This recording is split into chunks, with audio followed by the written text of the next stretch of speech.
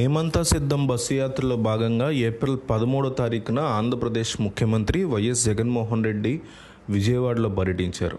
ఈ పర్యటనలో భాగంగా జరిగినటువంటి సంఘటన గురించి అందరికీ తెలిసిందే. ఈ పర్యటనలో భాగంగా సింగనగర్లో జరిగినటువంటి జగన్మోహన్ రెడ్డి ర్యాలీలో జగన్మోహన్ రెడ్డికి తలకి రాయి తగిలి గాయమైంది. వైఎస్ జగన్ గాయానికి సంబంధించి సోషల్ మీడియాలో పలు వీడియోలు, వార్తలు వైరల్ అయ్యాయి.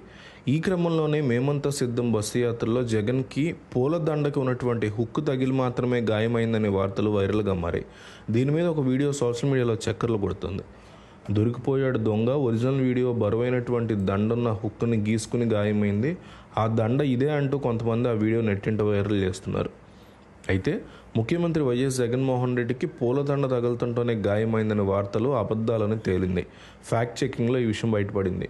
ఏపీ వ్యాప్తంగా తీవ్ర చర్చనీయాంశమైనటువంటి ఘటన గురించి వెతికినప్పుడు పలు మీడియా సంస్థలు ప్రచురించిన కథనాలు, ప్రసారం చేసిన వీడియోలు కనిపించాయి. ఘటన మీద యూట్యూబ్లో అనేక వీడియోలను పరిశీలించాం. వైఎస్ జగన్ విజయవాడలో ఎన్నికల ప్రచారం నిర్వహిస్తున్న సమయంలో రాయి తగిలి గాయపడ్డారని, జగన్ ఎడమ కంటు పైన భాగంలో రాయి తగిలిందని కొన్ని కథనాలు వచ్చాయి. ర్యాలీ సాగుతున్న ప్రదేశానికి సమీపంలో పాఠశాల నుంచి రాయి విసిరినట్టుగా పోలీసులు కూడా చెప్తున్నారు. అయితే చాలామంది రాయి యొక్క దాడిని ఖండించిన సంగతి తెలిసిందే. అయితే రీసెంట్గా జరిగినటువంటి గుడివాడకి సంబంధించిన మేమంతా సిద్ధం అనేటువంటి సభలో, ఈ బస్సు యాత్ర కాకుండా సభలు పెడతారు కదా, సిద్ధం సంబంధించిన సభలో, ఈ సభలో ఒక వ్యక్తి రాయి తీసుకుని రావడం అనేది జరిగింది. దీని మీద ఇప్పుడు చర్చనీయాంశం అవుతుంది.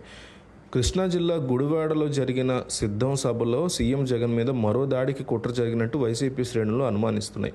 మద్యం తాగి రాయితో సభా ప్రాంగణానికి ప్రవేశించేందుకు ప్రయత్నించిన ఒక యువకుడిని పోలీసులు అదుపులో తీసుకోవడంతో కుట్ర భగ్నమైనట్టు పేర్కొంది.